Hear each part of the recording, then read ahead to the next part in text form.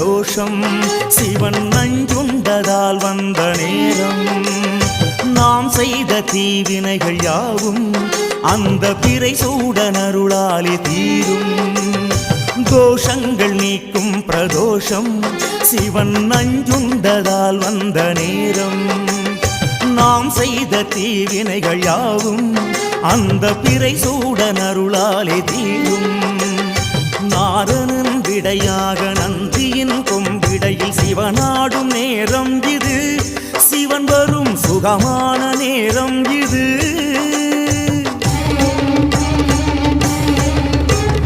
கருணாகரன் சுத்த சிவமானவன் கருணை பொழிகின்ற நேரம் இது வரம் தருகின்ற நேரம் இது